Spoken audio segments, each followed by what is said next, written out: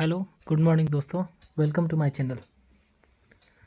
पिछले वीडियो में हमने वर्णमाला के बारे में अच्छे से पढ़ लिया है। मैं थोड़ा सा क्विक रिवीजन कर दे रहा हूँ। वर्णमाला में टोटल 52 वर्ण होते हैं। कल मैंने 52 वर्ण विधिवत बता दिए थे आपको कि 52 वर्ण में कौन कौन से आ जाते हैं। वर्ण में आपके ये स्वर और व्यंजन आ जाएंगे। और स्वर 3 प्रकार के होते हैं। बेसिक 2 ही होते हैं, लेकिन अगर पेपर में पूछे कितने होते तो आप 3 ही लगाइएगा, ठीक है। हर्ष, दीर्घ और प्लुत स्वर भी होता है। प्लुत स्वर, हर्ष स्वर 4 होते हैं, दीर्घ 7 होते हैं, ठीक है। प्लुत स्वर, इसका प्रयोग चिल्लाने में किया जाता है। प्लुत स्वर का प्रयोग चिल्लाने या पुकारने में किया जाता है।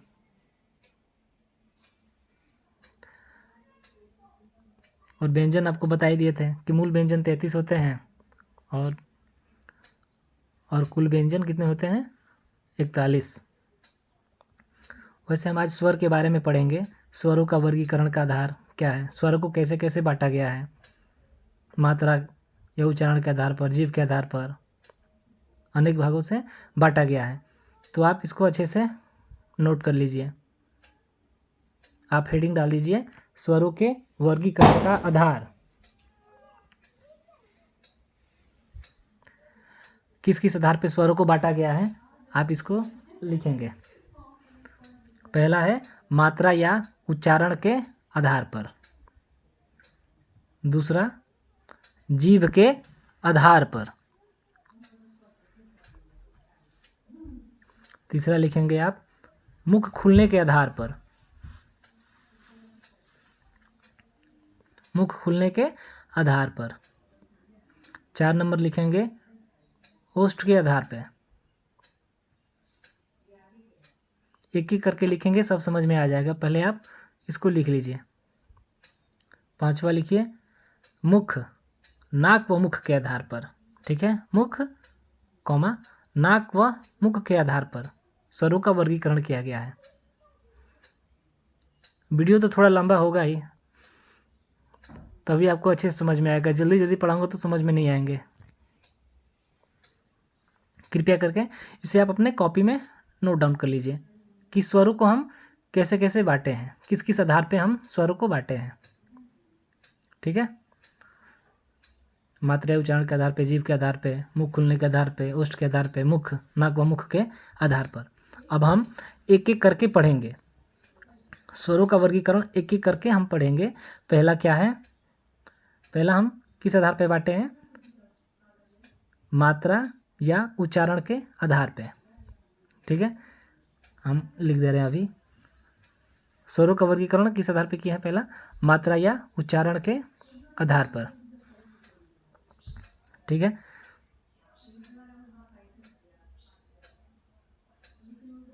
मात्रा या उच्चारण के आधार पर स्वरों को हम 3 भागों में बांटे हैं। पहला ह्रस्व स्वर, दीर्घ स्वर और प्लुत स्वर, ठीक है। पेपर में पूछे कि स्वर कितने प्रकार के होते हैं तो आप 3 ही लगाइएगा, ठीक है। ह्रस्व, दीर्घ और प्लुत। ह्रस्व स्वर 4 होते हैं, दीर्घ स्वर 7 होते हैं। हमने पिछली वीडियो में ये सारे बता दिए हैं, ठीक है। और दीर्घ स्वर को भी हमने 2 भागों में बांटा है, मतलब इसको भी 2 भागों में बांटा गया है, सजातीय स्वर और विजातीय स्वर। इसको भी आप लिख लीजिएगा।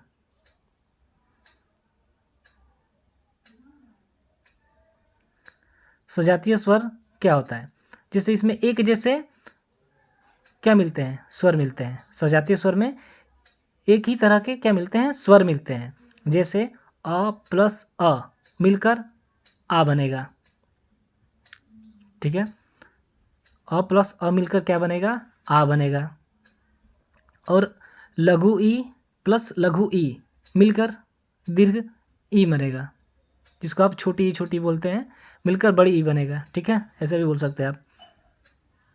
ये क्या था, आपका सजातीय स्वर था। सजातीय स्वर किस में है, दीर्घ स्वर में। दीर्घ स्वर के 2 भाग हैं, सजातीय और विजातीय। अब विजातीय में क्या होता है, इसमें एक ही तरह के स्वर नहीं मिलते हैं, इसमें दोनों अलग अलग स्वर मिलके एक अलग स्वर का निर्माण होता है। इसको आप लिख लीजिएगा कि अलग अलग स्वर मिलकर क्या करते हैं, एक अलग स्वर का निर्माण करते हैं। अब कौन कौन से ऐसे स्वर हैं, जो मिलके बनते हैं। जैसे हमें लघु ए लिखना हो, यानी ए बोले तो अ प्लस ई मिलकर क्या बनता है, ए बनता है। अगर ओ लिखना हो, आई लिखना हो सॉरी, तो अ प्लस ए मिलकर। ओ लिखना हो तो अ प्लस ऊ मिलकर। अगर औ लिखना हो तो अ प्लस ओ मिलकर क्या बनता है, औ बनता है। यह विजातीय शर्त है। ठीक है, इसको आप लिख लीजिएगा अच्छे से।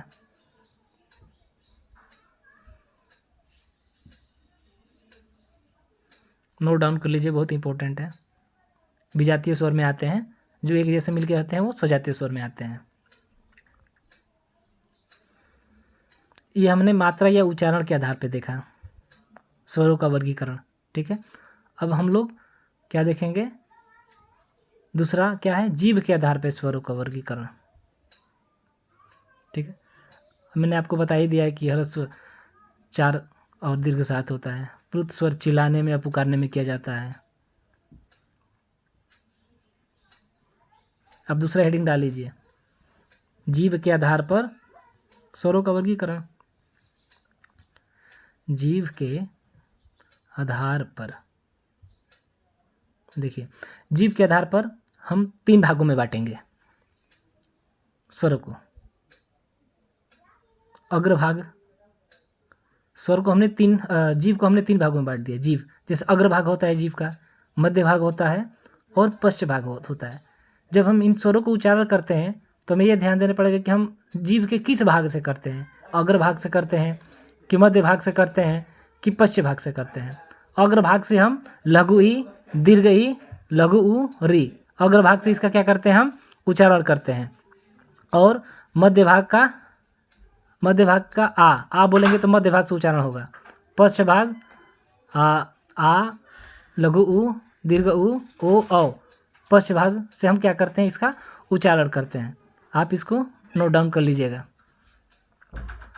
और अब तीसरा क्या है हम लोगों का, मुख खुलने के आधार पे। मुख खुलने के आधार पे स्वरों का वर्गीकरण है। ठीक है, मुख खुलने के आधार पे हमने स्वरों को 4 वर्गों में बांटा है, मैंने 4 वर्गों में बांटा गया है। कौन कौन से, विवृत, अर्धविवृत, अर्धविवृत, उसके बाद समृत, समृत के बाद अर्ध समृत, समृत के बाद अर्ध समृत। विवृत में क्या होता है, जब विवृत स्वर का उच्चारण करते हैं तो हमारा पूरा मुख खुल जाता है। पूरा मुख खुलना ही विवृत स्वर का उच्चारण करना, यानी पूरा मुख का खुलना। आ बोलेंगे तो क्या होगा, पूरा मुख खुल जाएगा, तो ये हमारा विवृत स्वर है। अर्धविवृत में आधा ही मुख खुलता है, पूरा मुंह नहीं खुलता है। जैसे विवृत में कौन कौन से हो जाएंगे, अ, ऐ और ओ, ये क्या हो जाएगा, अर्धविवृत हो जाएगा।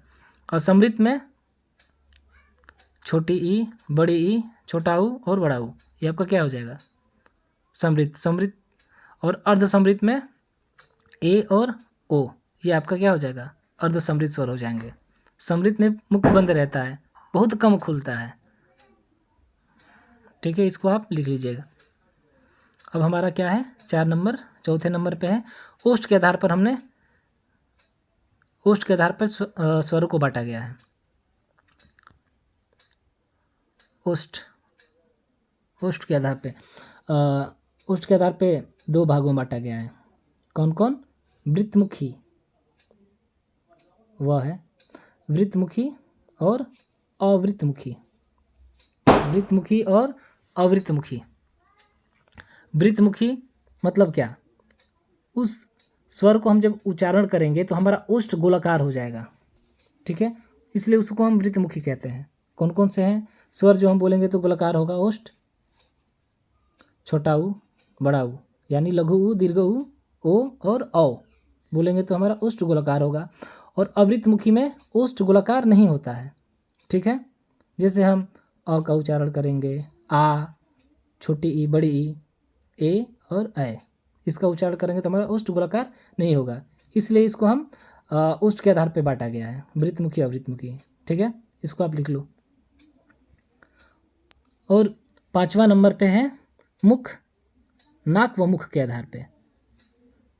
ठीक है, लिख लो आप लोग। अगर मैं जल्दी लिख रहा हूँ तो आप पॉज करके इसको लिख लेना, थोड़ा स्पीड लिख रहा हूँ समय बचाने के चक्कर में। मुख व नाक व मुख के आधार पे 2 वर्गों में बांटा गया है। कौन कौन? निरनुनासिक, निरनुनासिक, और एक है अनुनासिक। लिख लो आप इसको। अब निरनुनासिक किसे बोलेंगे? ऐसे स्वर जो केवल मुख द्वारा उच्चारित होते हैं, केवल मुख के ही प्रयोग होता है, केवल मुख का, नाक उसमें यूज नहीं होता है। वो कैसे स्वर होते हैं? निरनुनासिक। अब कौन कौन से ऐसे स्वर हैं जो केवल मुख से होते हैं? अ से लेके आओ। कौन कौन से होते हैं? अ से आओ, आओ तक किससे उच्चारित होते हैं? मुख व मुख से होते हैं। और अनुनासिक क्या होता है? ऐसे ऐसे वर्ण, माने ऐसे स्वर जो नाक व मुंह दोनों से उच्चारित होते हैं, मतलब नाक मुंह दोनों का यूज होता है, वो अनुनासिक होते हैं। जैसे अंग हो गया, अंग आप नाक बंद करके नहीं बोल सकते हैं, प्रयास कर लीजिएगा, अगर भरोसा नहीं है तो। अंग और ओम हो गया, ठीक है, इसको हम बोलेंगे तो भाई नाक मुंह दोनों होगा। हाँ, बहुत बहुत धन्यवाद देखने के लिए, फिर मिलते हैं।